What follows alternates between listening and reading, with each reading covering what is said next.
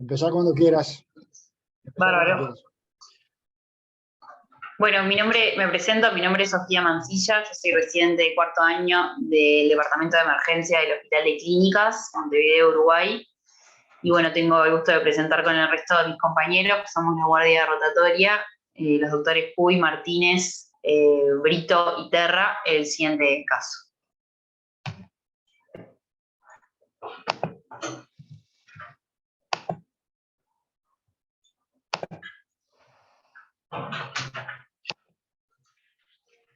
La paciente es una paciente de 27 años, de sexo femenino, que arriba a la puerta de emergencia a las 12:30, luego del mediodía. Sufre una herida de arma blanca a nivel de cara posterior del tórax, aproximadamente séptimo espacio intercostal, un poquito por debajo de la escápula. Presenta en la escena, relatado por el médico de la móvil, depresión de conciencia, donde proceden a realizar una intubación orotraqueal con sedación con midazolam y morfina, y de ahí la traen hacia la puerta de emergencia del Hospital de Clínicas en un tiempo menor a 30 minutos.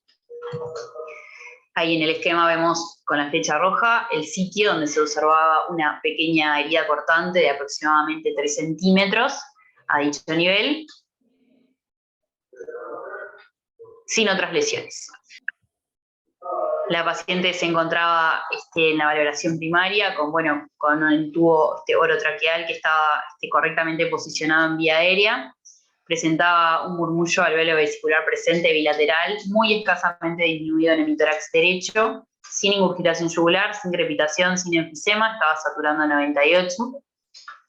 Hemodinámicamente presentaba una frecuencia cardíaca de 68, estaba normocoloreada, con un relleno capilar inmediato, bien perfundida, tenía una leve hipotensión de 80-60, que desconocíamos la cantidad de midazolam y morfina que se le había realizado durante el traslado, con un Glasgow de 3, pupilas intermedias y la herida descrita de 3 centímetros de bordes limpios a nivel de cara posterior de tórax. Bueno, del primer digamos, balance, en realidad, preguntar, capaz que acá o luego, no sé cómo quieren realizar los comentarios, si alguien en esas condiciones le pondría un drenaje pleural, nosotros, le solicitaría una tomografía computada. Nosotros, en principio, dado que la paciente se encontraba estable hemodinámicamente, solicitamos la tomografía computada. Para Sofía, antes de que sigas. Me comenten acá que el FAST era negativo. El FAST entendido. No muestres la tomografía. No muestres todavía. Bueno. Espera un poquito, espera. A mí me surge una duda. Antes de continuar, yo quería hacerte una pregunta. Sí, claro. Porque no me queda claro. Ahí se habla de una depresión de conciencia en la escena, ¿no? Que no parece ser a priori explicable por una circunstancia hemodinámica, ¿no? Tiene una herida punzocortante de dorso, no hay un problema grave ni en la vía aérea, ni en la ventilación, un poco menos, no me dijiste que estuviera en shock la paciente, espantoso. Entonces, los médicos deciden intubarla en el prehospitalario. O sea, sí, en el prehospitalario. Bueno, ahí está, por eso, deciden intubarla en el prehospitalario. Entonces, lo que yo te quería preguntar es, ¿por qué? ¿Por qué? ¿Cuál fue la razón de esa intubación? O si fue una depresión de conciencia tal con un Glasgow tan bajo que por eso la intubaron. Digo, ¿por qué vino intubada esa enferma? En ese momento, Fernando, perdón. En ese momento que yo estaba también, en realidad nos quedó la misma, en ese momento nos quedó la misma duda. Lo que nos vino a la cabeza es si tenía algún traumatismo también que era encefálico, que no tenía nada evidente, y lo otro, que hubiera tenido consumo de drogas, que en realidad en el momento los de la móvil no nos supieron decir, pero nos quedamos con la duda. En el momento nos llamó la atención y nos sobraba. Después, en la evolución, hablando con los familiares y eso, sacamos que parece que me dio un consumo sí de pasta base. Ustedes hablaron pero con en los un principio colegas ustedes le no lo preguntaron explicamos por la específicamente. situación hemodinámica. ¿Perdón? ¿Ustedes les preguntaron a los colegas específicamente por qué la habían intubado? Sí, pérdida de conciencia, depresión de Sí, nos conciencia. dijeron depresión de conciencia. Depresión de conciencia. Pero a su vez le Sí. hicieron midazolam, y le hicieron cosas como para Sí, sedación. Midazolam, sí. Bien. No tenemos un Nosotros ya la Glasgow. vimos con el Midazolam y claro, ya. Claro, claro. No tenemos un Glasgow inicial de la valoración inicial de los colegas. No. No. Bien. Pablo. No, la misma observación, agregando además el tiempo de traslado desde el hecho hasta el El centro, Netflix parece hasta que no el sé si hospital de tendrá esa clínica. bueno, no sé. Si Ahí tiene hubiese que sido ver, un me traslado acuerdo que el prolongado, le Star hubiese Plus, colocado por un ejemplo, drenaje de tenía hartas tórax cuestiones a de derecho deporte. también. No, ya lo silencié, era Guillermo de La Paz.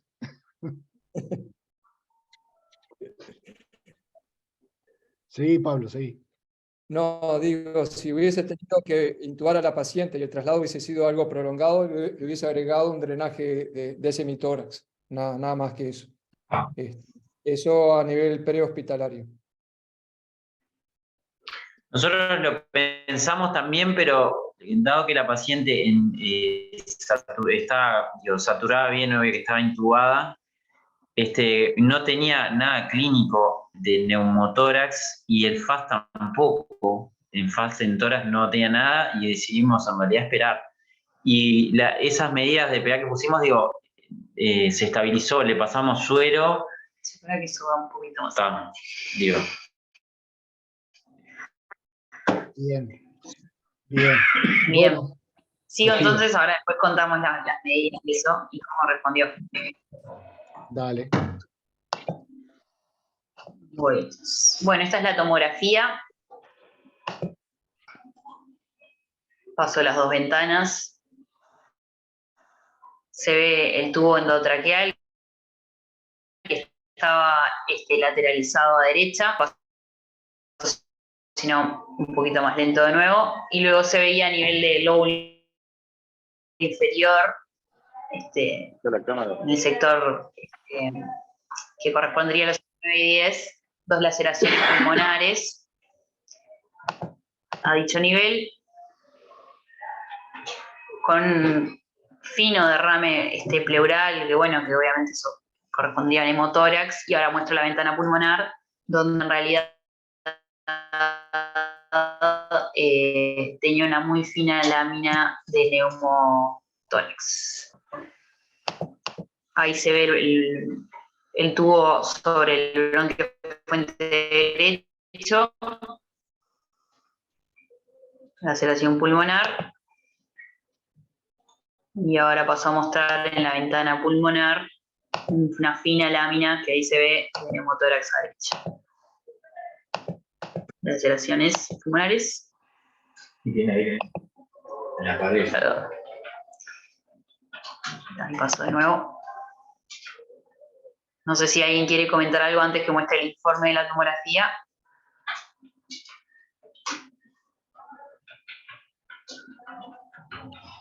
Sí, mira, hay dos manos levantadas. Nicolás Martínez.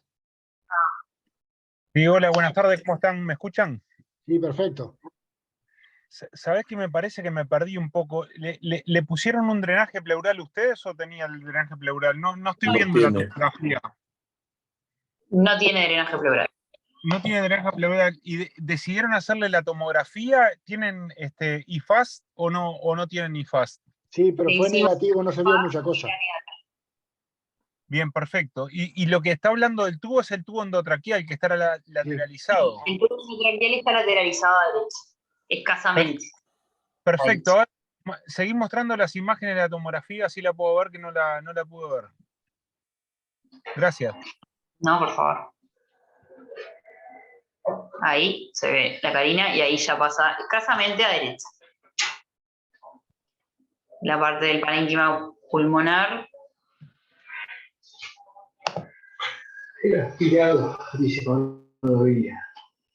Acá te pregunta Pablo Caviglia en el chat si tiene aspiración a la vía aérea. Y bueno, en realidad, noción de aspiración que haya contado el médico en el prehospitalario no, lo que sí tenía un estómago bastante distendido, con contenido, o sea, que elementos de riesgo tenía. Ustedes Y no le bueno, en colocaron, realidad después ustedes no le colocaron uno una pensaría sonda que nasogástrica, estaba a la Sofía. derecha. No, acá no le habíamos colocado sonda nasogástrica. Se nota, se nota. Sí. ¿Camilo? Sí, buenas noches para todos. Me da la impresión de que esa lesión no tiene media hora, o sea, la chiquilina estaba caída, aspiraba, bueno, y eso no me parece que es una lesión traumática, en media hora, eso no me parece. Me parece que la chiquilina estaba caída, aspirada, y bueno, y además tiene un neumotórax por su herida penetrante. Y siempre recordar, herida penetrante de tórax, previa intubación, drenaje. Si no, es un neumotórax hipertensivo seguro.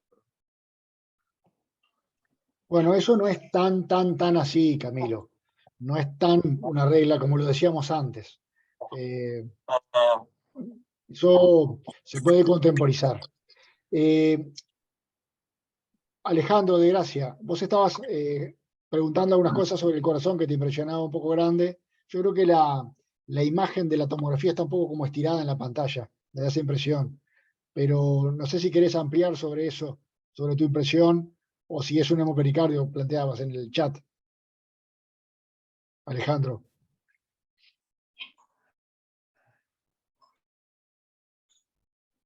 Ahora igual tengo las imágenes de... Bueno, para que Nicolás levantó la mano. Nicolás. No quiero adelantar, pero del nuevo FAS. Nicolás. Sí,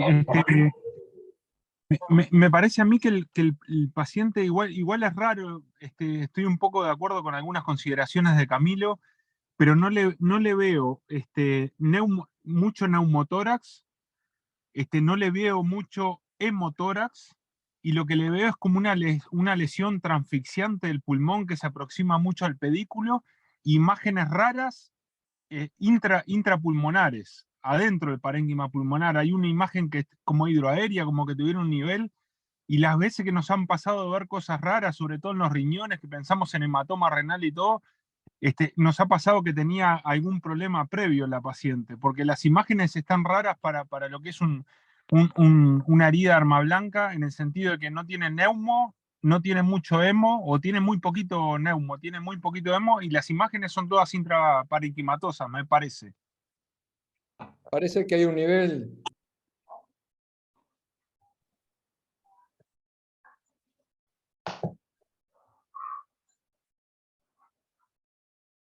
Maxi Ticarelli. Sí, buenas tardes. Yo creo que ahí no se vio bien en el paciente la lesión, ¿sí? En la fotito y en el dibujito la flecha roja, digamos, una lesión de dorso en zona tóraco-abdominal. Ahí siempre hay que sospechar, digamos, de qué lado está, ¿no? Si es, ahí yo pensaría pulmón, hígado, diafragma, corazón, muchas lesiones que puede llegar a tener. Y yo creo que más allá de que vino intubado, apura, por supuesto, a venar el tórax, saber dónde está la sangre, saber dónde es la lesión. Para eso ayuda mucho el EcoFast. Yo creo que si lo hubiera tenido disponible, hubiera hecho un EcoFast antes de llevar el tomógrafo con esa frecuencia cardíaca. Recordemos que las lesiones de diafragma, a veces a ese nivel, por la presión negativa del tórax, se va toda la sangre al tórax y no vamos a tener por ahí hemoperitoneo, ¿no? Entonces por ahí el tórax, por su presión, se lleva todo hacia arriba. Yo creo que ya hoy por hoy, intubado, un trauma de tórax penetrante, no es el tubo, sino tener un EcoFast y saber de qué lado está la lesión, ¿no? Porque esa es una lesión, evidentemente, tóraco-abdominal. No sé, Sofía, tú que la viste y Andrés, si era tan tóraco-abdominal o era un poco más alta. No, era más bien torácica. Era torácica. O sea, estaba ahí abajo de la escápula, pero era bien tórax. Y el EcoFast se hizo en ese momento y fue negativo. ¿Negativo para qué? ¿Para abdomen o para tórax? Para todo. Para todo. Sí. Para tórax y no abdomen. vimos hemotórax ni neumotórax en el FAST, y en el abdomen tampoco tiene líquido. Y pericardio tampoco. Pericardio tampoco. Bueno, si es infraescapular, como está marcada ahí, hay que sospechar el hígado hasta esa altura. Hay que ver, no sé, en la tomografía si se marcaron la zona de entrada. Con un Era electrodo, séptimo algo. espacio. Séptimo espacio, sí. No veo marcada la zona de ingreso de la herida en la tomografía. No le pusimos, no la marcamos. Bueno, bien, gracias. La marco ahora con la fecha. Uy, es incorrecto. Pablo, No, apoyando un poco lo que dice de Maxi, primero hay una enorme distensión gástrica que creo que hay que evitar trasladar al tomógrafo a un paciente con riesgo de aspirarse la vía aérea. No sé si le hubiera puesto una sonda nasogástrica antes. Pero algo que a veces ayuda para descartar lesión diafragmática es la tomografía, ver el subview. A veces simplemente funciona como una placa simple de tórax y abdomen, y a veces aclara el traslado de una víscera hueca a través de diafragma hacia el tórax, que no siempre se ven estos cortes, sino se ve sobre todo en el subview, que es la vista panorámica. Y ahí a veces aparece el ascenso de un ángulo de colon, que capaz que no es el tema, pero no hay que descartar esa imagen que aclara muchas veces. No sé si me expliqué. sí. Gracias, Pablo. Bueno, Sofía, contanos, ¿cómo está la paciente en este momento? Su hemodinamia, ¿qué datos tenés?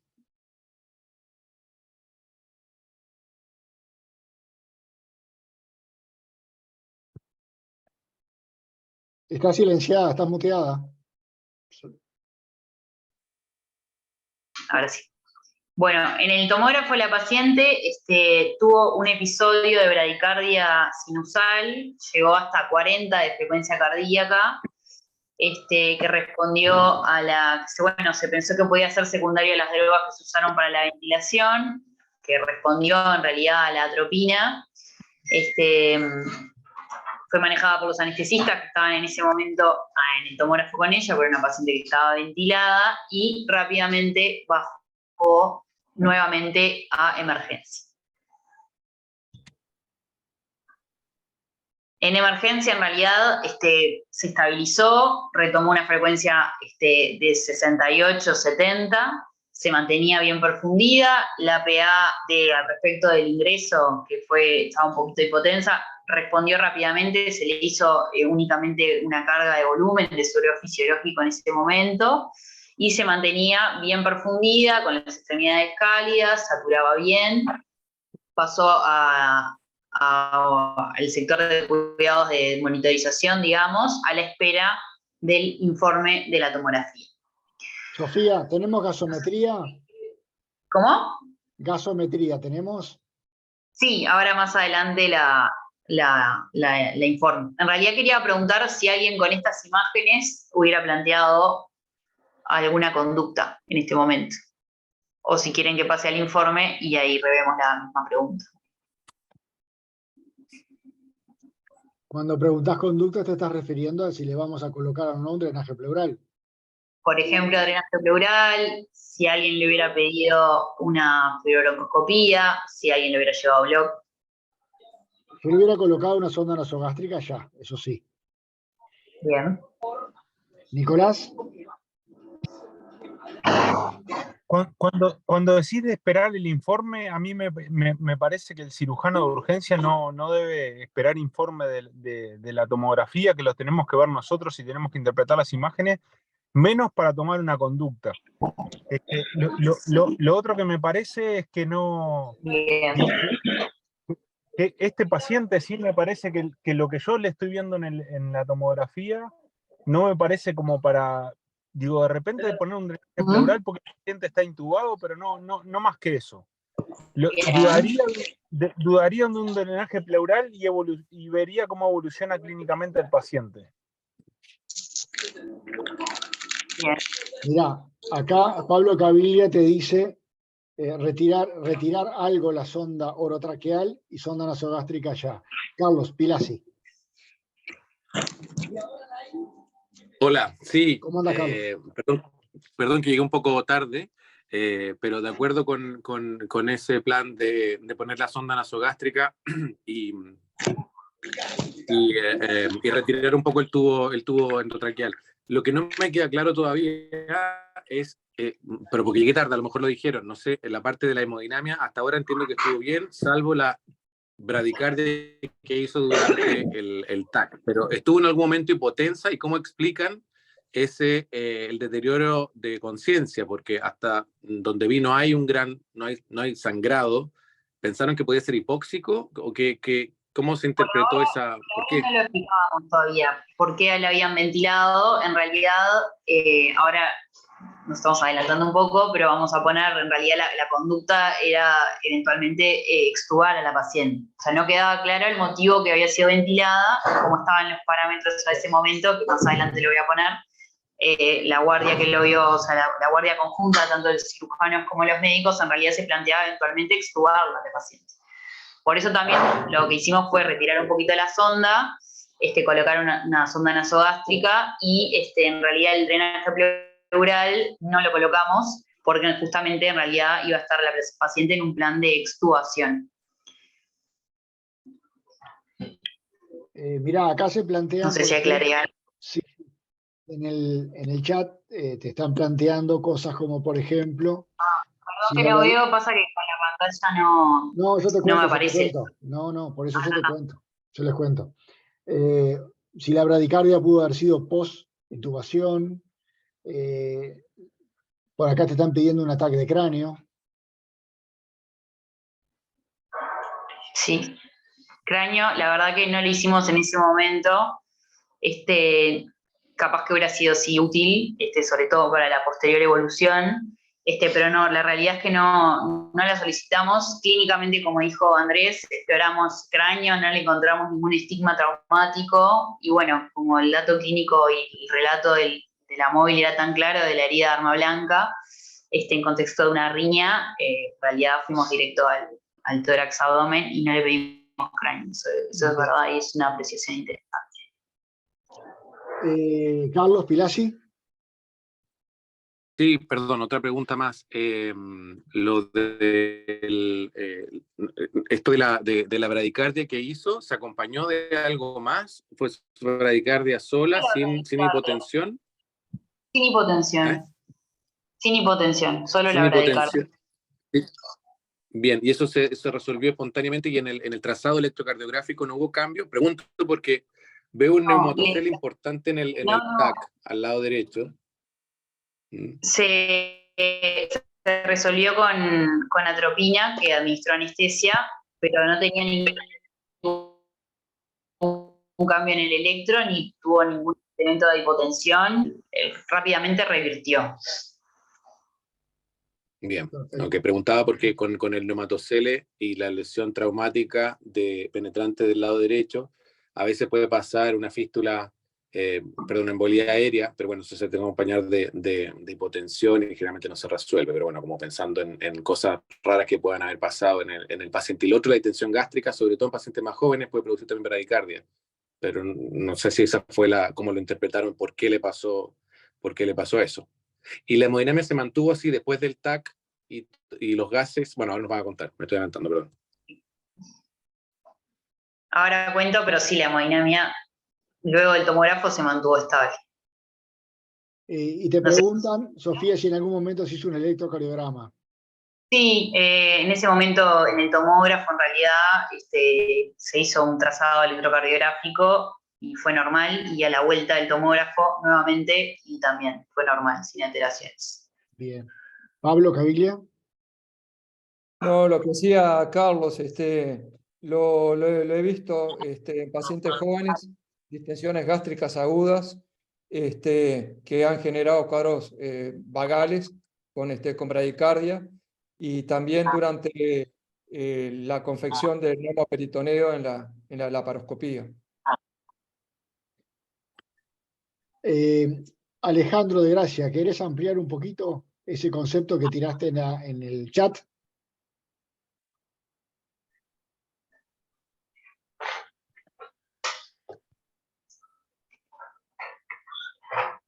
Lo de las lesiones vertebrales. Alejandro puso en el chat, sí, claro, que hay lesiones paravertebrales que tienen lesión raquimedular por idiarma blanca, ¿no? La pensamos esa, de hecho era un planteo fuerte cuando empezó con la bradicardia y todavía no habíamos visto las imágenes, pero después en realidad viendo el trayecto y eso, no, tampoco lo explicábamos por ese motivo, pero sí en un momento dijimos, bueno, capaz que en vez de ir hacia afuera, el trayecto fue hacia adentro, hacia paravertebral, pero por el trayecto de la tomografía lo descartamos, esa opción. Además es un poco baja, ¿no? Es torácica baja como para pensar en un mecanismo de compromiso de la inervación parasimpática que explicara una bradicardia. Nicolás Martínez. Perdón, que yo me quedé pensando en otra cosa, en lo que comentaban de la tomografía de cráneo. Y me parece que puede ser importante en esta paciente que no sabemos bien la causa de la intubación y fue un Glasgow bajo, de que no tuviera un TEC y de repente ahora le vamos a sacar el tubo y no tenemos estudiado el cráneo y después tenemos que salir a intubarlo de nuevo o no se puede hacer, no sé, pero me quedé pensando en eso, en que, claro, nos tiramos de cabeza la lesión por arma blanca y fue una riña, de repente, aunque no tenga estigma de traumatismo, hubiera sido interesante ver el cráneo en el tomógrafo. Sí, eso estamos de acuerdo. Bueno, Sofía, contanos. Bueno. Nos tenés sobre ascuas.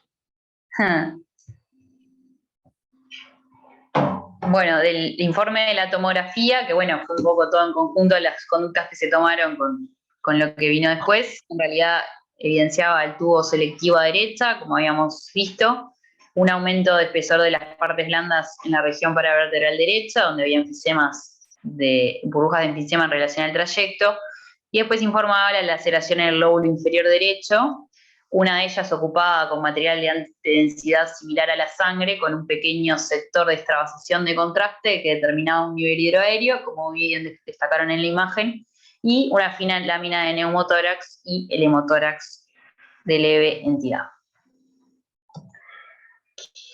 La paciente en ese momento se encontraba ventilada, saturando 98, hemodinámicamente estable, con una frecuencia de 90, una PA de 110/70.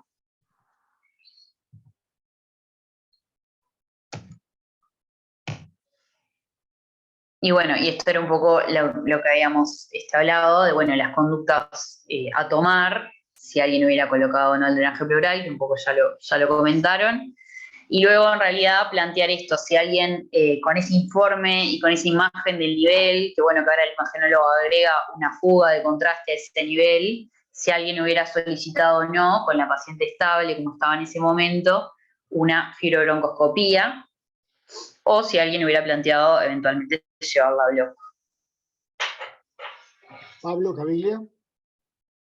Saben que me queda una duda, no sé si queremos revisar en conjunto la tomografía nuevamente, donde está el nivel hidroaéreo, veo como una imagen circular.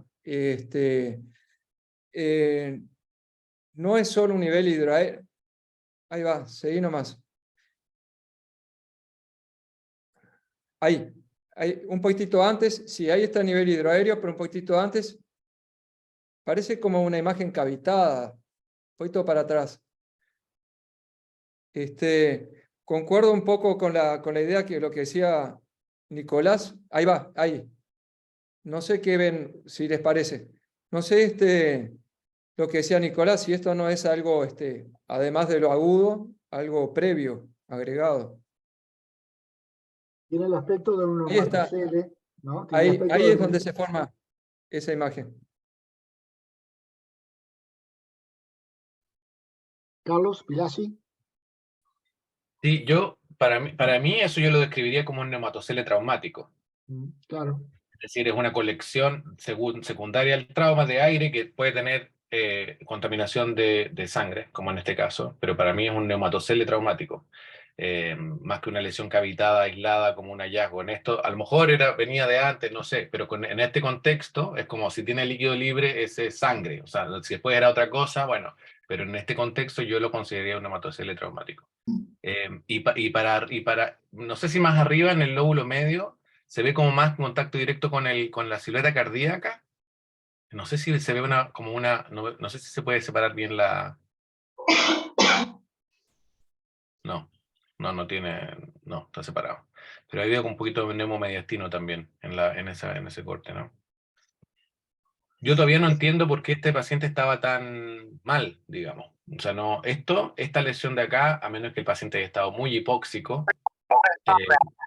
no me queda muy claro la razón de por qué estaba tan No mal. explica lo neurológico. No explica lo neurológico.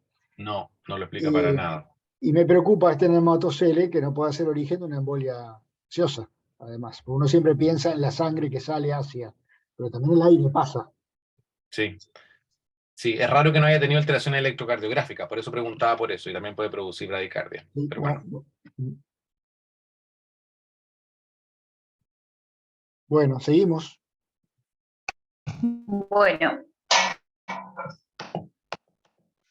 Bueno, con estos parámetros, la paciente evolucionó, estaba reactiva, se disminuyó la FiO2 a 0,8, una frecuencia respiratoria de 17, saturando 98, una PUF de 6.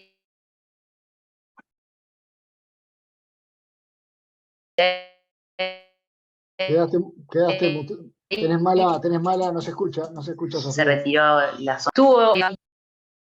¿Ahí? Dale, a ver. Bueno, ahí volviste. En la evolución, en realidad, la paciente estaba reactiva, se disminuyó la FiO2 a 0,8, una frecuencia respiratoria de 17, saturando 98, una PIP de 6, se retiró la sondita, como ya comentamos, y tiene un nuevo episodio de bradicardia de 30 ciclos por minuto con ritmo sinusal, una PA de 80-40, que se plantea que haya sido posterior al atracurio. Se administra 1/3 a una ampolla de atropina, y la paciente nuevamente responde, frecuencia de 75, normotensa, pulso lleno, y se presenta para ingreso a CTI. Estaba con atracuria entonces. Estaba con atracuria en ese momento. Bien. Daniel, Terra, levantaste la mano.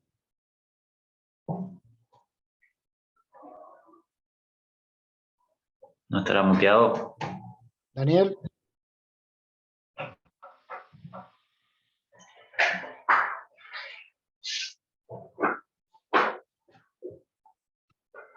Capaz que quedó en silencio. Estoy respondiendo porque me preguntan qué es CTI. Centro de Terapia Intensiva. Sí. ¿Qué? Como somos distintos países, tenemos distintas nomenclaturas. Bueno, Daniel, no sé si... Daniel, ¿estás ahí?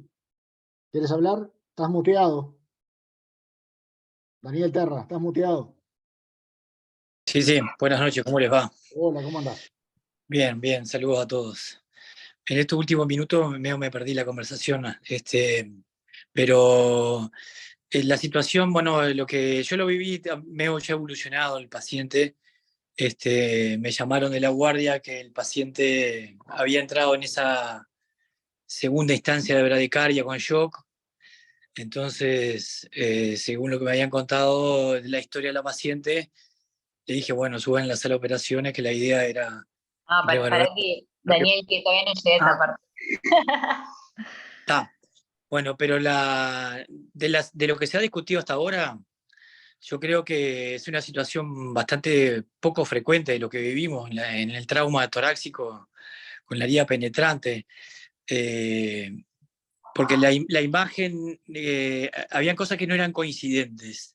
Uno era la situación neurológica, como ya Carlos recién lo destacó, y lo que decía Fernando, de que no era coincidente el grado de severidad del compromiso de conciencia, no estaba acorde a lo que era el traumatismo y la repercusión hemodinámica, algo que no encajaba allí.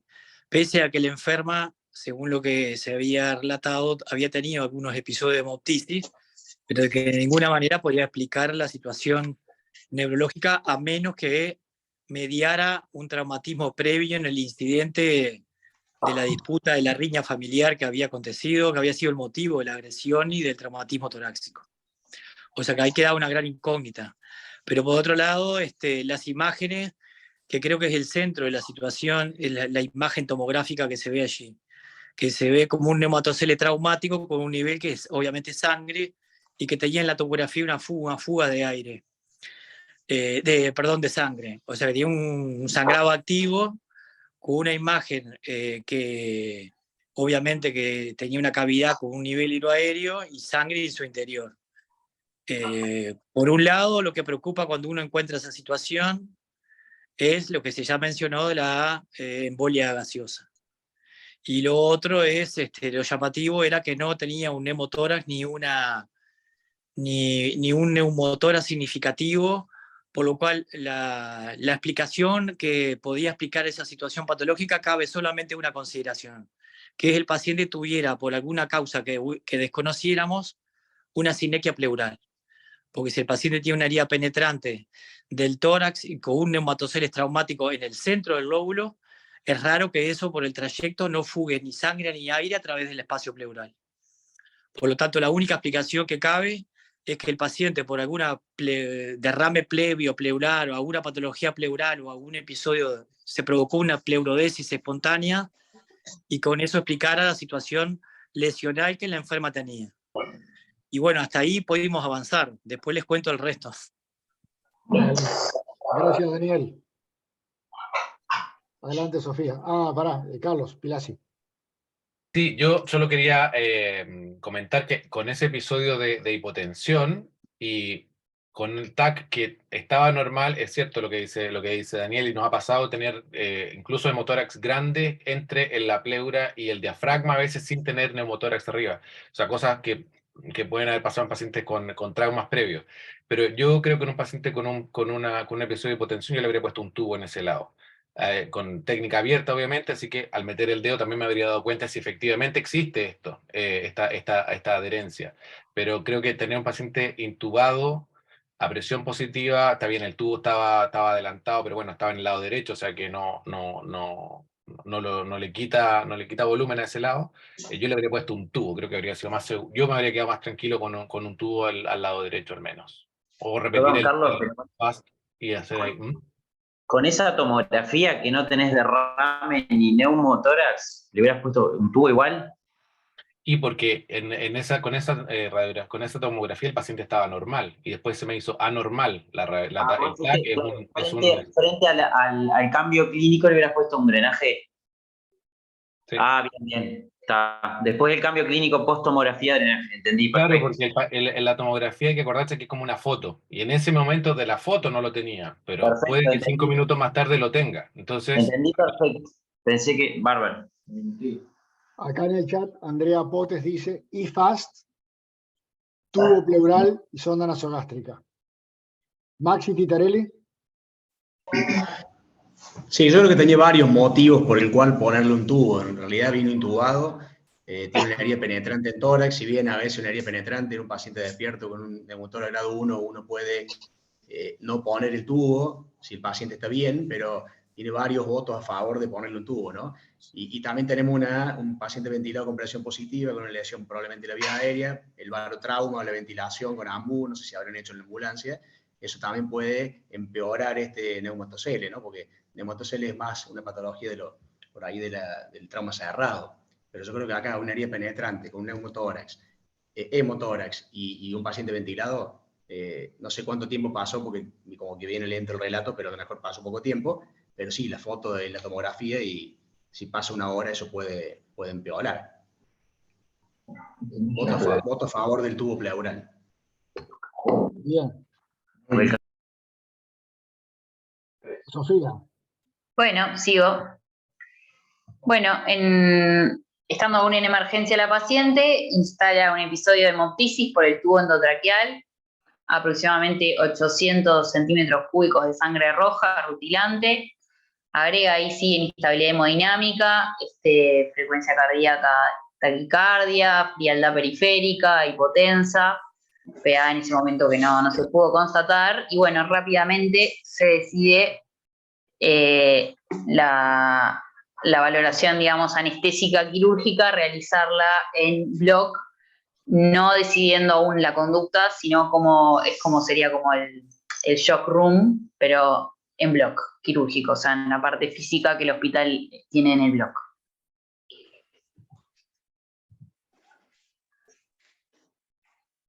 Ahí en realidad se repite el FAST extendido. Acá vemos una de las imágenes donde se realiza un control de lo que era el derrame pleural.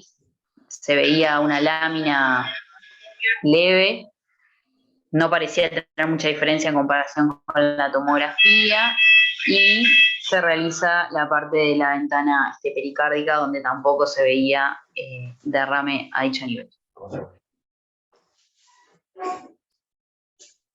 Te preguntan, Sofía, varias cosas acá en el chat. ¿Se podía identificar un black claro en la tomografía? ¿Había una fuga arterial clara? ¿Perdón, que se cortó? En la tomografía. No, en la tomografía decía fuga de contraste a nivel de ese nivel hidroaéreo en ese sector, pero no identificaba de dónde venía. Bien. No sé si eso responde a la pregunta. Y otra de las preguntas que se hizo era si se contaba con angioembolización. En el hospital en general es medio complicado eso, con tenerlo en el momento. Y bueno, en realidad era un sábado de tarde, se puede gestionar, pero en estas condiciones, así como estaba la paciente en este momento, digo, no era gestionable. Bien. Pablo Caviglia. ¿Saben qué me estoy preguntando? Nosotros como cirujanos generales o de trauma, frente a una situación que viene muy compleja, porque creo que hasta ahora, no sé, yo me siento capacitado para una toracotomía, una tractotomía, pero acá estamos en una situación bastante compleja. Y antes de hacer la toracotomía, ¿qué debemos de prever en este paciente? ¿Qué planteos hacernos y cómo poder resolver? Porque esto no es toracotomía y ver qué hay. Tenemos que pensar en lo previo, qué situaciones tiene y cómo la podríamos resolver, si es que la podemos resolver.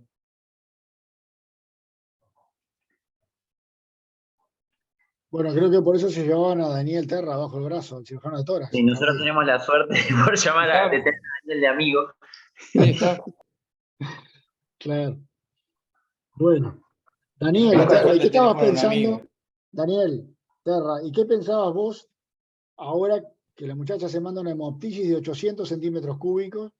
Porque a mí me da la impresión, sin saber por los hallazgos, de que acá hay dos cosas. Hay una lesión vascular, obviamente, pues una hemoptisis, y hay una lesión importante de vía aérea que se denotaba en el hematocele traumático, y ahora, digo, obviamente hay una comunicación. Yo estaba pensando en la gravedad o posibilidad de una embolia gaseosa, pero se dio al revés. Sangre que pasó a la vía aérea. Claro, bueno, cuando me comunica Noelia de la situación, yo le dije, bueno, que subieran a la paciente al bloque y que la íbamos a reanimar y tomar las decisiones en el bloque quirúrgico. Cuando llegué, obviamente miramos la tomografía, vimos la situación, me habían contado que ella había tenido un sangrado bastante intenso, profuso sobre la vía aérea, la parte hemodinámica estaba peor. Lo que intenté fue primero evaluar con el equipo de anestesia, a ver si en esa situación podíamos intentar cambiar la sonda orotraqueal por una sonda de doble luz. Habíamos conseguido el fibro, le habíamos hecho en ese momento un ecofaz nuevo a nivel torácico, que seguía mostrando la misma situación, no derrame pericárdico, no teníamos un hemotoras masivo, no había un hemotoras hipertensivo, o sea que los mecanismos de shock y de hipoxemia de la paciente se nos estaban medio confinando a casi a una embolia gaseosa o algo muy, muy raro, o un cuadro multifactorial que no lo teníamos muy claro en ese momento todavía. Se le hizo el ecofaz, descartó esa situación, la endoscopía, intentamos hacer una endoscopía, la anestesia valoró que era muy riesgoso hacer un cambio. Yo lo que quería era excluir el pulmón, y como teníamos sangrado en la vía era proteger el pulmón contralateral, porque si la enferma estaba con una situación hemodinámica y respiratoria mala, y se me llena de sangre de otro pulmón, me quedo sin enfermo y sin intercambio gaseoso. Entonces la idea era tratar de anular ese lado, mantener una mejor ventilación de otro lado y proteger mientras me daba tiempo a tratar de solucionar el tema de ese pulmón, que era obvio que algo estaba sangrando, intrapulmonar. Una situación bastante compleja y bueno, ya me estaba haciendo la idea de que eso implicaba una resección pulmonar, cosa que íbamos a tratar de evitar de hacer, pero bueno, si seguía en esa situación no había otra situación que entrar al tórax destinado a hacer una resección pulmonar, sí o sí, porque con la imagen que se ve ahí, ese hematocele prácticamente abarcaba casi todo el lóbulo inferior. Solamente se salvaba el segmento 6, el segmento apical inferior y poca cosa más. Así que la situación no era fácil de tomar decisiones. Hacer una lobectomía en esa situación con un pulmón ventilado, inflado además, porque obviamente con una sonda común era muy difícil de poder, es difícil de poder hacer hasta para un cirujano torácico, así que y en esa situación de mal intercambio gaseoso y hemodinámico es peor. Así que bueno, la situación no era sencilla. No, al final le hicimos una fibro, más o menos se aspiró un poco de sangre para evitar la obstrucción de la vía aérea por sangre. Había un poco de sangrado rojo que ya no era tan intenso como había acontecido antes de que la enferma subiera a lo quirúrgico. Así que, bueno, ahí decidí en ese momento, primero decidí colocar un tubo de tórax. Así que Sofía y Noelia le pusieron un tubo 28, en el cual vino 200 centímetros de sangre roja, nada más, sin fuga aérea. Y se agotó. Esperamos un rato a que la anestesia mejoró transitoriamente y después la situación más o menos volvió a la misma situación anterior al drenaje y decidí hacer una toracotomía. ¿Preguntas, dudas? Sí, yo tengo una pregunta, duda, y ya le doy la palabra a Carlos. Vos para hacer una toracotomía, que ya veo que te vas a perfilar, pero una toracotomía más que anterolateral, capaz que hasta la vas a rotar un poco a la paciente. Y la sangre se te va a ir para el pulmón declive, para el pulmón contralateral. Le vas a hacer una intubación selectiva, entonces antes. Bueno, eso fue lo que yo intenté hacer. En ese momento se evaluó post-colocación del tubo de tórax, la enferma no mejoró lo esperado, tampoco nos dio una explicación fisiopatológica, seguía prácticamente en la misma situación que veíamos en los ecofaz y en la tomografía. Entonces la idea fue intentar, el equipo anestesiológico era joven, había residentes, un grado 2, para que viniera para que le diera una mano, pero bueno, no daban tampoco los tiempos como para poder pretender que fuera un anestesista experimentado en el manejo de la vía aérea, así que en ese momento se decidió, bueno, dejarla con la intubación y proceder a la toracotomía. Bien. Sí, se evaluó, lo que sí me quedaba claro era de cuello lateral. Esperamos un ratito a ver si la situación de la modificación de la posición cambiaba muy significativamente la situación hemodinámica, la enferma se mantuvo igual, así que le hizo una toracotomía postlateral clásica. Y bueno, cuando entramos tenía una adherencia pleural enorme, prácticamente no había espacio pleural, hubo que decolar. Esperá, Daniel, esperá. Sí. No te apures. No te apures, Dale. que hay mucha gente con las manos levantadas. Y Sofía se les borró, dejó de compartir pantalla. Está. Mientras tanto, vamos a dar las palabras, que hay varias personas con la mano levantada. Andrea Potes.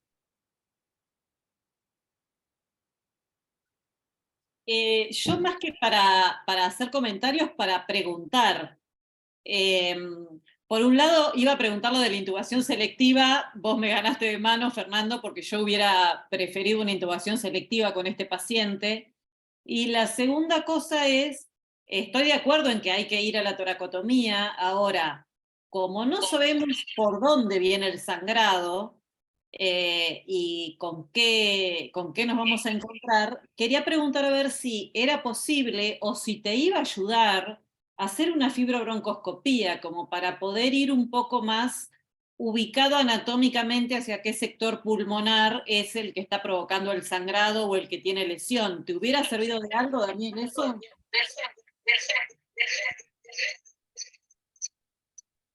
En realidad la finalidad de la fibrobroncoscopía, lo que yo quería es que el anestesista tratara de hacer una toalé bronquial lo más que pueda y aspirar a toda la sangre y mantuviera lo más limpio posible el pulmón del otro lado. Porque yo ya sabía que en la tomografía que la lesión estaba confinada al lóbulo Y cuando le hice la toracotomía, una de las cosas que hablamos con Noelia, me decía, yo hubiese hecho una toracotomía anterolateral derecha. Yo le digo, el tema es que en esta situación, acá lo que tenés que ir a dominar atrás es la vena pulmonar inferior. A veces por una toracotomía anterior es bastante difícil. Entonces, por eso me decidí más a posterolateral derecha, porque como que entré con el concepto ya de tratar de hacer una... Entonces me parece que en esa posición el manejo de los elementos vasculares del ilio pulmonar por esa incisión a los cirujanos torácicos nos queda quizás más cómodo, ya estamos más acostumbrados que la otra incisión. Así que preferí más que rapidez, lo que pretendí darme más comodidad en el acto operatorio. En realidad... Pará, no sigas más, no sigas más, no sigas más, pará. No te apures, Daniel. No te adelantes. Carlos Pilasi. Sí, yo creo que este caso es como re interesante porque además de... ¿Se escucha doble o no? ¿Se escucha doble? ¿Qué tenés, dos cosas prendidas?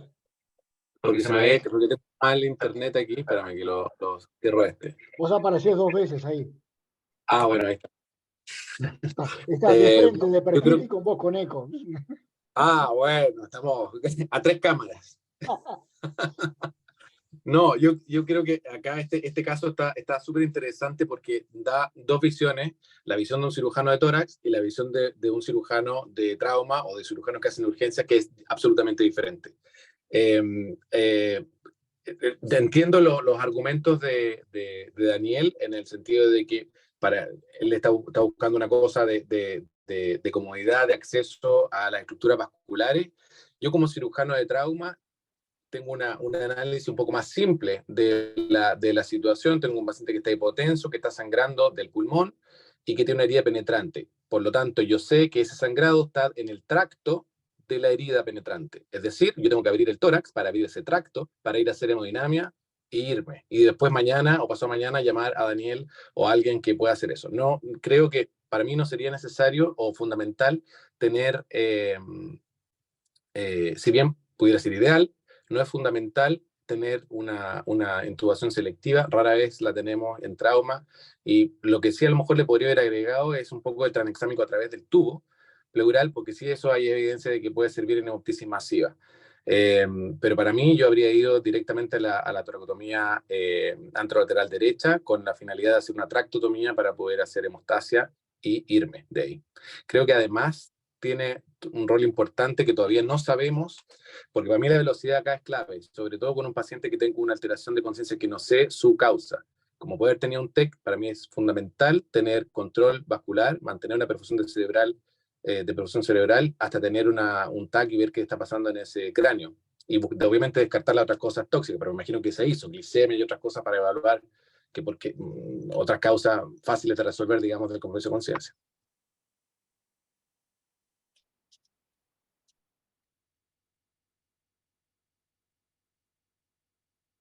Perdón, estoy muteado. Carlos, te preguntan por el chat cómo administras el ácido tranexámico.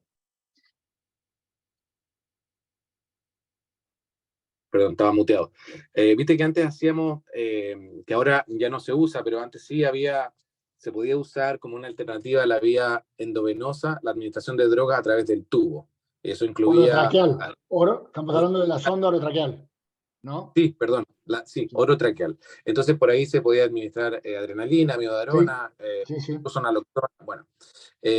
Por esa misma vía es por el tubo, a través del tubo. Pero está demostrado para hemoptisis masiva no traumática. No hay evidencia efectivamente en trauma, pero bueno, ponerle no, yo le habría puesto un poco por ahí a ver si pudiera ayudar algo. Y el tranexámico endovenoso, sin duda. Bárbaro, gracias Carlos. Nicolás. Sí, está buenísimo el caso. Mi visión de cirujano general. El paciente, estamos de acuerdo que está hipotenso y está sangrando como a un neumatocele, y en la cavidad del neumatocele tiene sangre, tiene una fuga de sangre el paciente, ¿sí? ¿Es así? Sí, pero lo llamativo, Nico, ¿cómo te va? Es que... Pero, esperá, Daniel, esperá, contestame, entonces me tengo que meter a operar porque está sangrando. Sí, bueno, pero Porque un hematocele puede chocar. ¿Cuántas veces? ¿Qué capacidad? El espacio muerto de la vía aérea son 150 mililitros. O sea, que con 150 mililitros, antes de morirte con shock, te morís de hipoxemia, porque se te inunda la vía aérea. Entonces, y el otro pulmón después. es poco probable, sí, pero es poco probable que a mí el shock en esta situación no había un hemotora franco. 31 años. Una paciente tendría que haber alguna otra explicación.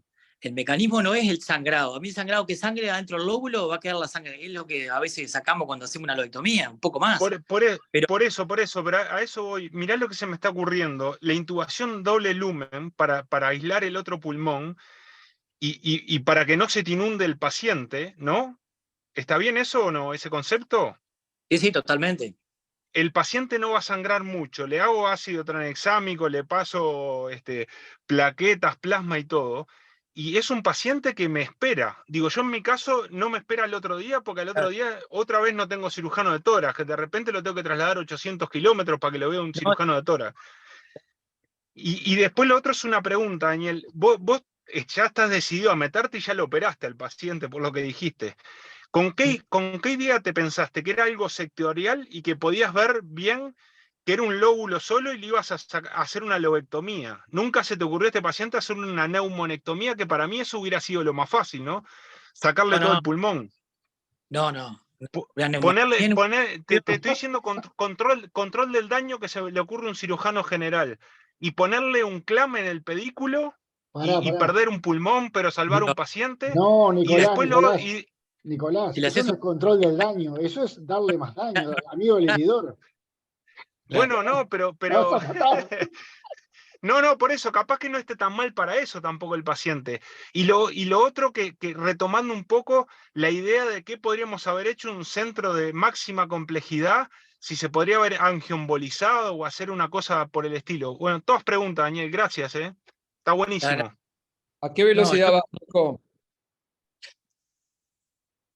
No, estoy estacionado para entrar a operar en la clínica con De La Paz, que me metió un paciente hasta ahora, y en un rato los voy a tener que abandonar. No, creo que Nico, uno tiene como dos en la cirugía, entra con un plan máximo, un plan mínimo, la lobectomía, o si no, la tractotomía y una cimentectomía, o hemostasia, aerostasis, y irse, como dice Carlos. Eso era un plan también que era muy, o sea, cuando uno entra sabe hasta dónde puede ir, pero una neumo nunca se me planteó. La lobectomía sí, queríamos hacer algo menor y solucionar haciendo una tractotomía y haciéndola, si el cierre bronquial y vascular, ya está. Con eso era porque yo lo que estaba pensando es que tendría que haber algún otro mecanismo que estuviera jugando en el shock de esta paciente. Esta paciente nunca me cerró a mí como que un shock hipovolémico puro. O sea, que ahí tiene que haber un mecanismo. Entonces ahí empezaron a aparecer otras explicaciones que ameritaba hacer la tracotomía de la paciente. Para mí ya no hubo momento de decir, bueno, hasta acá se contempló y ahora creo que el siguiente paso es ese. Pero quiero que siga.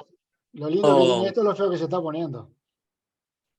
Claro. ¿Puedo hacer una pregunta más, Fernando? Adelante, Andrea. ¿A qué le adjudicás la bradicardia, Daniel?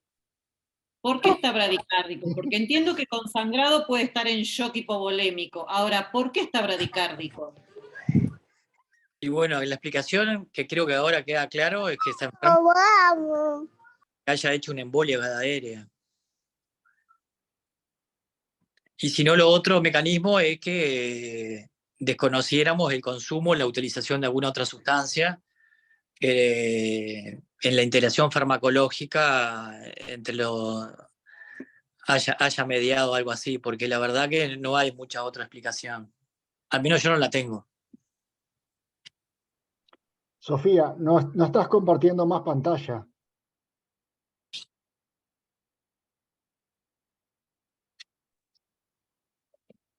Nicolás. Sí, perdón, Daniel, pero no me aclaraste las dudas que te dije yo. No me aclaraste lo de mini-invasivo, angioembolización, y no me aclaraste qué hago yo con este paciente acá. ¿Qué es lo que harías vos? Es que hacer tú, no yo. Tú, operarlo. O dice Carlos, abrirle el tórax, hacer una tracotomía y la idea es le haces una tratomía y haces hemostasis y aerostasis. Le pones 2 tubos de tórax y te vas. Eso es lo que hay que hacer un cirujano general cuando no tiene otra opción y está frente a esa situación. Creo que hay que hacer es abrir el tórax y tratar de dar solución a ¿qué? Al sangrado intrapulmonar, abrirle el lóbulo, hacer la aerostasis y hacer la hemostasis. Y le pones 2 drenajes de tórax y después lo dejás, como dice Carlos, muy bien. Y si no, y si tenés una lesión de un pedículo vascular importante, le metés una pinza, le dejás el tórax semicerrado, ventilado hasta el otro día en el CTI, y otro día viene un cirujano torácico y lo reopera y le hace la lobectomía o la bicementectomía o lo que considere que tenga que hacer. Buenísimo, gracias. Y Andrea te pone acá en el chat y rezás mucho. Sí, claro, cuando uno se enfrenta a estos pacientes, sí, es parte de la situación que va a ser. Cuando uno se enfrenta, viste que entras al tórax en esta situación, no sabíamos bien en qué íbamos a terminar. Yo iba preparado para, ya lo encaré con la idea de una... Para que estés más algunos en tu casa, preferís que no. Creo que hay que ir preparado con esa idea, tratar de ser lo más conservador también, porque no hay que olvidarse que esto es una patología benigna en una paciente sana. Si se puede conservarte parénquima pulmonar sano, hay que conservarlo. Y en la situación en que estamos, ¿no? Tampoco podemos hacer un procedimiento muy extenso en la situación hemodinámica y ventilatoria que estábamos. Y llama como que tiene una cierta labilidad desde el punto de vista hemodinámico. Ya tenemos 2 bradicardias no claramente explicadas, no sabemos por qué, en una paciente que no ha perdido tanta sangre. Realmente hay una labilidad muy particular. Sofía, ¿seguimos? Acá te preguntan, ¿y los gases llegaron? Sí, Sofía, que siga Sofía, que lo tiene ahí. Tiene escondida la gasometría, Sofía.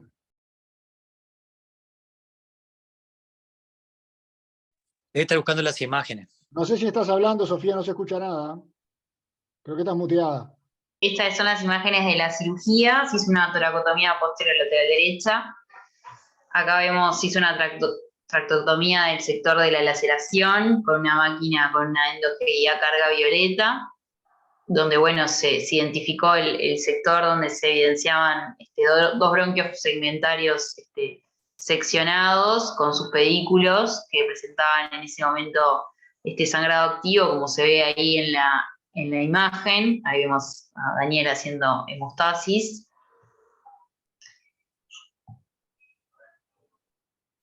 Se exploró el bronquio fuente derecho, a ver si se palpaba o no la sonda orotraqueal y la posición de la misma.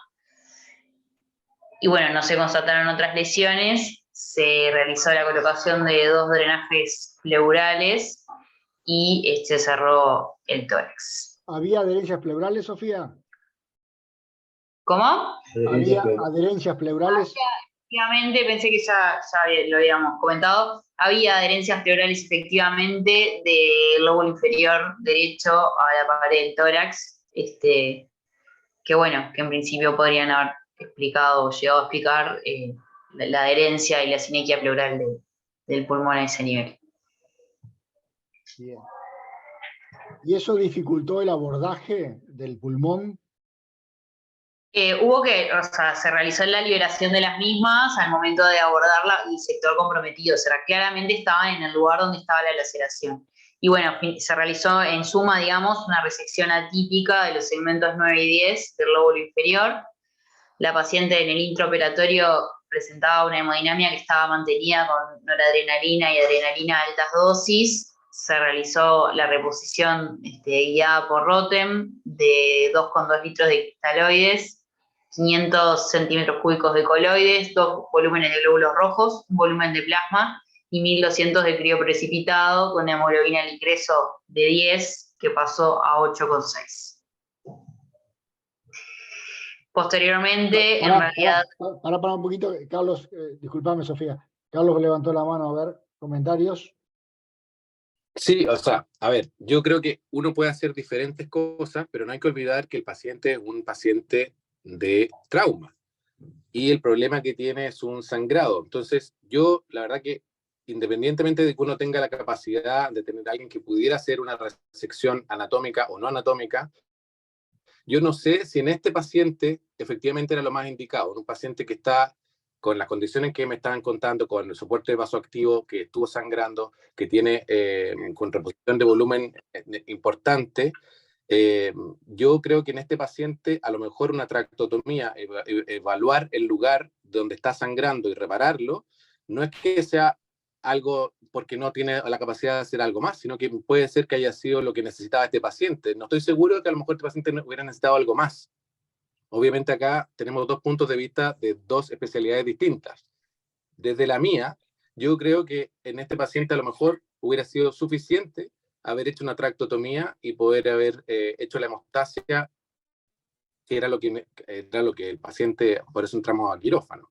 Y no sé si hubiera necesitado algo más. Lo que pasa, Carlos, que si tú entras al tórax y le haces una tratomía en la lesión que tenía este paciente, para llegar, tenía seccionado el tronco segmentario de los dos segmentos con las arterias correspondientes sangrando a chorro.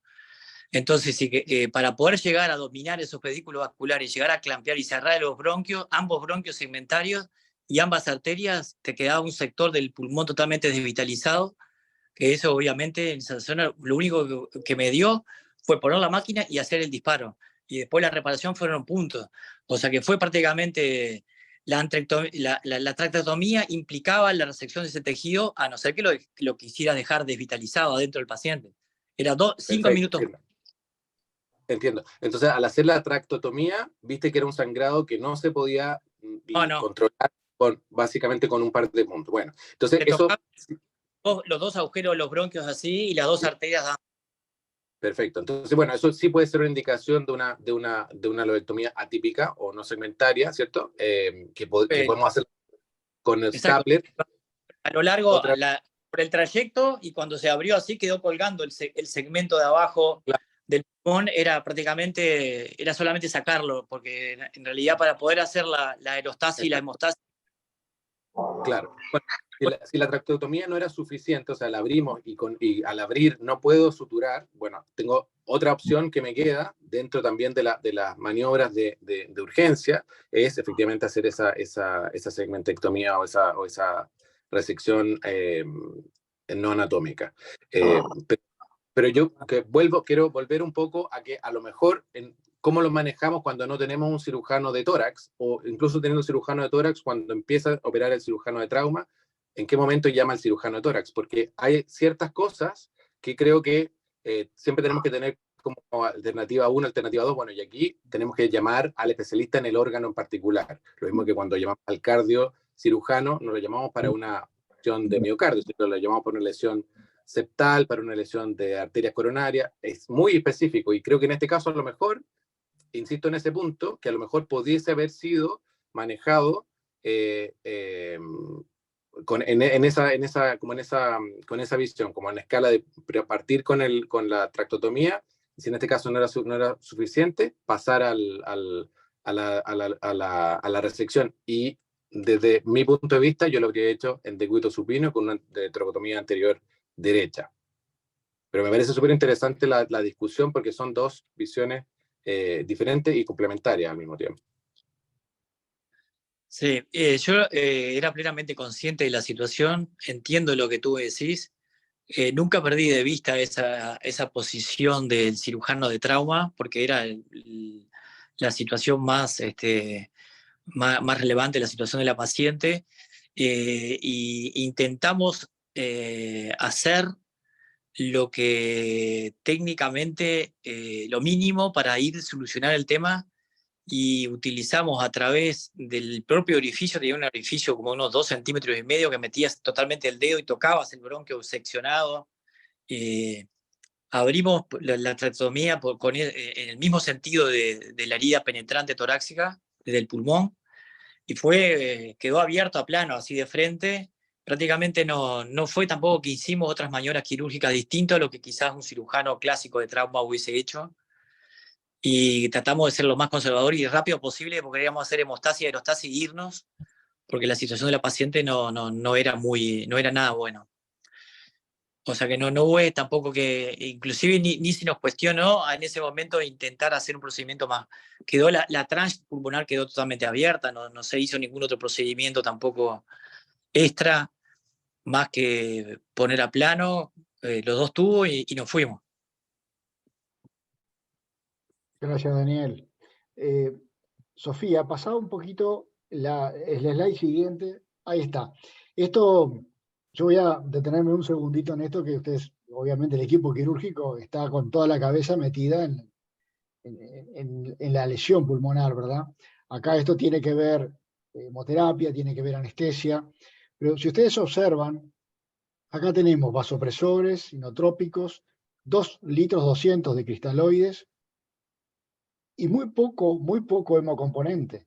O sea, si ustedes miran esto, hay coloides, cientos de coloides.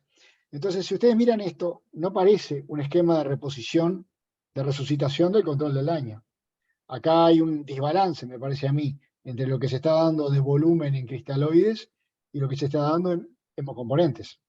Yo entiendo que también se dieron 1200 de crioprecipitado, seguramente, lo estaba precisando, pero 2 litros 200 más lo que se había dado antes de agua en un trauma penetrante, me parece como que estamos desbalanceados en lo que tiene que ver con reposición del control del daño. Carlos y Folo. Totalmente de acuerdo, Daniel. Sí, no me parece que sea una reanimación hemostática. Con eso no es difícil de justificar los coloides, los cristaloides. A lo mejor a veces uno lo puede justificar porque mientras llegan la sangre, el coloide no tiene ningún rol, la verdad. Claro, uno se queda como corto, está desbalanceado. Y no sé, ahí dicen que lo hicieron con Rotem. En general, el Rotem siempre se demora un poquito, se demora bastante en realidad. Entonces uno tiene que empezar a ciegas con lo que sabemos que hasta ahora es lo que está demostrado en la literatura que es lo mejor, que es 1-1-1, glóbulos rojos, plasma y plaqueta. Y no veo las plaquetas. Crioprecipitado me parece súper bien, me parece una muy buena alternativa. Pero me falta en las plaquetas y el tranexámico y me sobra el coloide y los cristaloides. ¿Sabes qué pasa, Carlos? En el protocolo del hospital el tranexámico ya se da en puerta, de entrada, seguramente fue dado ya antes. Esto es sala de operaciones. Y el Rotem se prende, comienza a andar en el servicio cuando llega el traumatizado a puerta, y es cierto lo que vos decís, demora un poquito. Y en ese tiempo lo que se hacen es bajar, si se activa el protocolo de transfusión masiva, los 2 primeros volúmenes de sangre. Lo que pasa es que probablemente, dada la situación hemodinámica de estabilidad que tenía la enferma en el servicio de urgencia, es probable que no se haya activado de entrada el protocolo, Sofía. ¿Es así? ¿Cómo contestar esa pregunta? En realidad, inicialmente se activó el protocolo, a pesar de que la paciente estaba estable y no tenía, digamos, los elementos del checklist de la activación, se activó igual. Claro, no estaba indicado, ¿no? Sí, fue ahí, fue recibida en conjunto con la guardia, capaz que fue confuso, igualmente, digo, claramente una visionaria la que lo activó. Y bueno, en realidad teníamos funcionando el protocolo, en realidad ellos ya le habían valorado en puerta al paciente y no habían hecho transfusión porque la paciente en ese momento estaba estable, y luego la continuaron valorando en toda la evolución, digamos, esta de llevarla a block, y esto fue, digamos, en suma de la ficha anestésica. Tengo igual que les puedo mostrar, no sé si ahí llegan a ver la pantalla, lo que se escribió en realidad de hemoterapia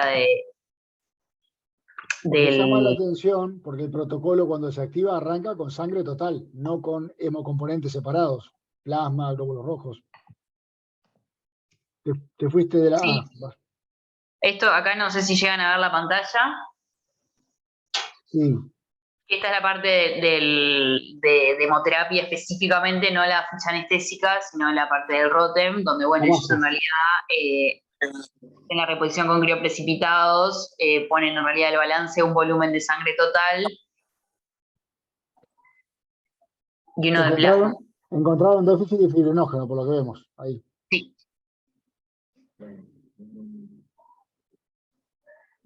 No encuentran déficit de plaqueta. Bueno. Bien.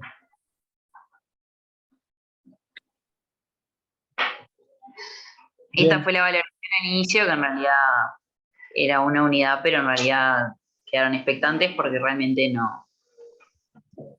Si tampoco cayó tanto la hemoglobina. Claro, esto fue Bien hecho. ahí en el intraoperatorio. Bien. Bueno, posteriormente la paciente, a ver si llegan a ver ahí. Te preguntan si le dieron ácido tranexámico y calcio, Sofía. Sí, ácido tranexámico sí, se le hizo endotraqueal, como comentaron, que eso me faltó comentarlo en la presentación, y luego un block nuevamente. Y bueno, en realidad la paciente en el posoperatorio ingresa a CTI, a la unidad de cuidados intensivos, ventilada, con, bueno, saturando 98, con una hemodinamia con apoyo de noradrenalina, con regular perfusión, una migriasis bilateral con reflejo fotomotor lento al ingreso, drenajes de tórax colocados oscilaban y barbotaban escaso, una hipotermia de 33, ahí tenemos la gasometría que era un pH de 7,3, una PAFI de 423 y un lactato de 4. Esto fue en el ingreso inmediato, que era más o menos capaz que las 6 de la tarde en ese momento. Y de la evolución posoperatoria, la paciente evoluciona, bueno, se suspende la sedación y los bloqueantes neuromusculares, un Glasgow de 3, con una migrasis bilateral A reactiva, sin reflejo del troncoencefálico. Se solicita la tomografía de cráneo, que lo que evidencia es una pérdida de la diferenciación entre sustancia gris y sustancia blanca, un borramiento de las externas, una angiotomografía de cráneo que no ve realce a nivel de los vasos intracraneanos, sí a nivel extracraneano, y luego de 2 test de apnea positivos se constata la muerte encefálica.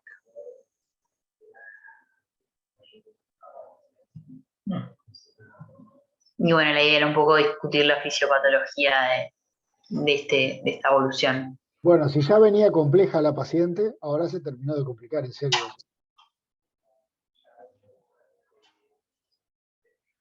Me gustaría que nos ayudaran a reflexionar. Y respondiéndole a Carlos, la pregunta hace en el chat, si la paciente fue a donación y al otro día, después de contraer la muerte encefálica, se hizo un eco transcraniano y pasó a ser donante.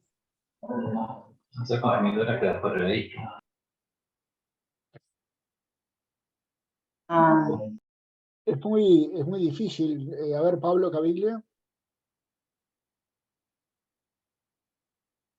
Primera cosa, yo creo que hay que interpretar que esta paciente ya fue asistida, trasladada y es operada con una injuria encefálica anoxoisquémica.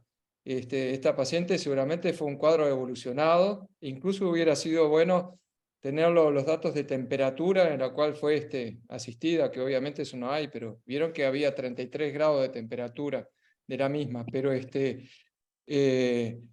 seguramente la trasladaron, ya tenía esta paciente, no sé el tiempo evolutivo que tendría, pero ya estaba con una injuria encefálica, a lo cual se debe haber agregado todos estos elementos de bajo gasto, y etcétera, que terminaron de agraviar la circulación.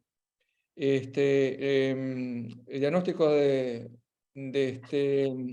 muerte encefálica no necesita de ningún otro estudio cuando la causa es clara, es decir, cuando se descarta intoxicación, cuando se descarta hipotermia, que bueno, ninguna de las dos causas ninguna de las dos cosas se pudieron descartar, así que sí, ahí es donde se agregan estudios complementarios, pero 2 test de apnea positivos en nuestro medio son suficientes.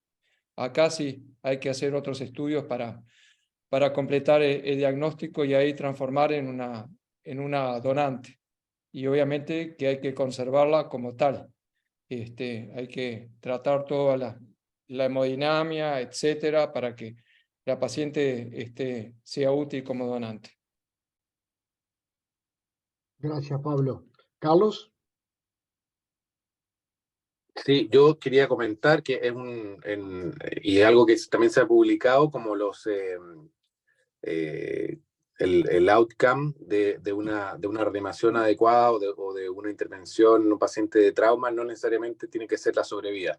Y esto, lo de las donaciones, es creo que también es para considerarlo, porque esto es un estudio que hicieron en la Universidad de South California, donde justificaban un poco hacer más toracotomías de emergencia que lo que estaba reportado, justamente yendo en contra de la sobrevida que era tan baja. ¿Para qué hacer un procedimiento si la sobrevida es tan baja?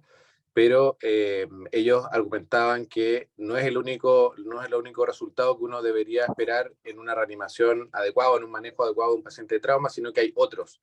Y dentro de los otros estaría también entonces la posibilidad de donación, aparte de la cosa como humanitaria, no sé, familiar, etcétera. Está la parte de la capacidad de que ese paciente pueda darle sobrevida a otros pacientes.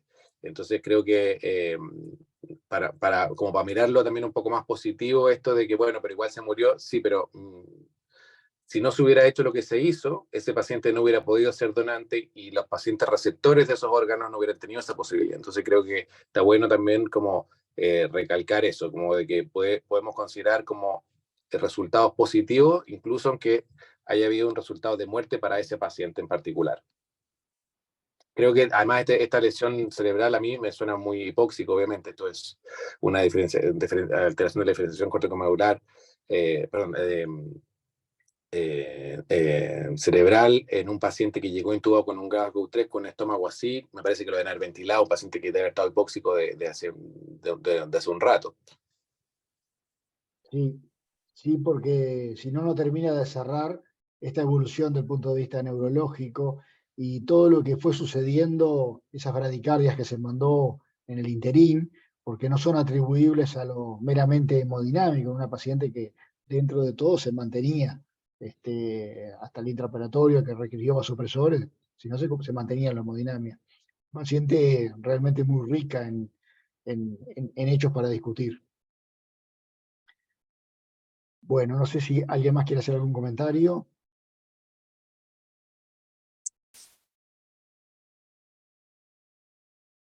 Bueno, si no hay más comentarios, realmente un caso muy, pero muy interesante. Sofía, trajeron. Felicito a la gente de La Guardia y les agradezco por haberlo compartido. Creo que todos hemos aprendido en la tarde de hoy. Y el martes que viene tenemos un desafío doble. No solo es un desafío de trauma, sino que tenemos que hablar en inglés. Carlos, presentan ustedes desde Londres, ¿verdad?